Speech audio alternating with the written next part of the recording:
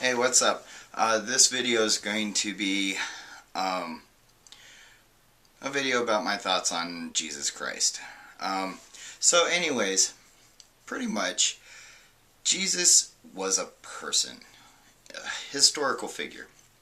Now, however you look at it and whatever you want to believe or have faith in or put your faith in, Jesus was a person, first and foremost. So, as a person, you look at all the biblical events that are recorded and how they're recorded, and it, it's not as if Jesus, the man, wrote all these things down himself. They're third-party encounters, and you know whether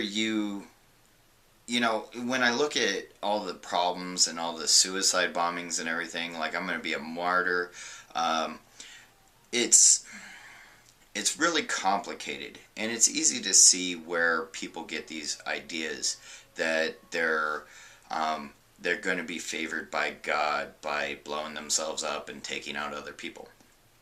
So there's a few things that I want to point out. A, Jesus never taught anything related to hurting people or killing people. Um, you know, Jesus himself flipped over merchant tables.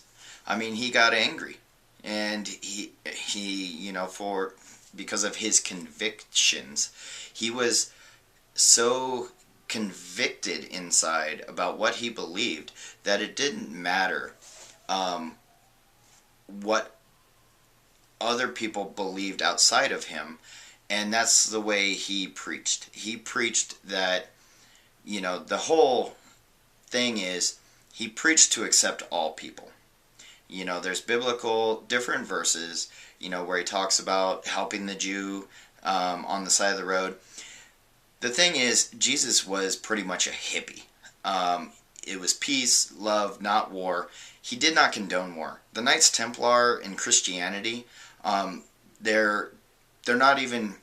I've met less people who acted Christ-like than I have non-Christians who acted Christ-like.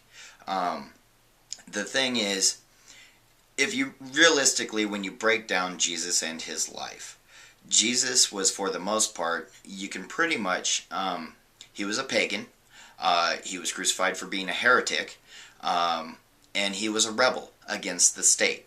So, if you think government and everything that is formed with church and state, is what Jesus had in mind, well, then you're lying to yourself. Because Jesus was straight up, for peace. No matter what. That's what he stood for. It was peace. And so if you go to war with anybody, then you're not acting as Christ would. The other thing is miracles, magic. You call them miracles instead of calling them magic or whatever. People who recorded these different things and different events, Jesus was a pagan. Pagan is a simple term for pagan means that your faith is not a mainstream faith. Christianity was not a mainstream faith. It wasn't even a faith in Jesus' time. So therefore, Jesus was a pagan. So I hear how, pagans and Wiccans and blah blah blah. If you really want to get down to the brass tacks and you really want to do some research and study, get to know Jesus, more than likely Jesus was a witch, plain and simple, because Jesus was a man who performed miracles, whether herbal healing or holistic healing. But the thing is, you take a look at Jesus, you take a look at his disciples. 12 disciples plus Jesus, 13, maximum size of a witch's covenant. So when you take these simple facts, which are recorded in history, and you pretend to be ignorant about these things, then you're just negating the fact that Jesus was probably a Wiccan. He got upset, just like with the harlot, when he was like, when the scriptures say He was like, let he who casts the first stone be without sin. Well, he didn't cast a stone either. So from that, you can deduce that either A, Jesus himself wasn't without sin, or B, Jesus was all about peace, not about war. He didn't care. He didn't care if you were gay. He didn't care about any of that stuff. He was treat each other equally and with the same respect. Do unto others as you want done unto you. That's pretty much it. He was just like, blessed be, harm none, do as ye will. Jesus had his faith and his conviction, and it was his personal faith and conviction. It is what he believed. It doesn't mean it was true. It doesn't mean that it wasn't true. It's just what one man believed. And if you want to believe what Jesus believed, well, then you might as well be Wiccan or a witch or any of those things, because that's what he was. It's so frustrating to me how, recently in the press it was talking about China and how the U.S. did a survey and, examined China and how they're in trouble because of their religions. Well, pretty much their religions, Taoism, Buddhism, they're all about historical heroes. It's pretty much giving homage, not worshiping, but giving homage to those who were wise and did great things.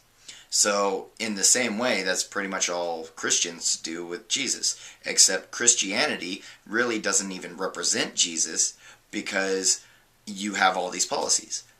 The Roman Catholic Church. God now accepts gays. Well, why didn't he accept them from the beginning? And why is the church making these decisions for God?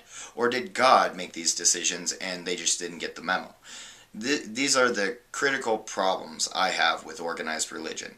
Organized religion is man doing man's will and presenting it in a certain way so other people follow and give money and donate and support a cause, whether or not they are, convicted in their beliefs or not. Because you can't really be a Christian and believe anything other than what Christ did. And Christ, in the Bible, is plain as day. He was a rebel.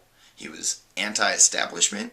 He was for all the people, not just some of them. He didn't take sides. It wasn't, oh, God bless our country because our country is better than yours.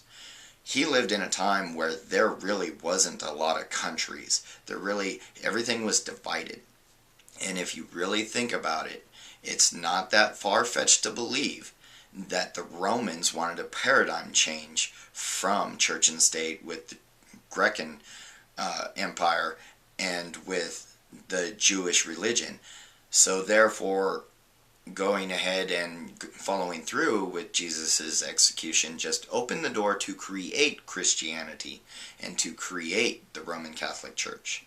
So, it could have been a political move, the whole reason why he was persecuted.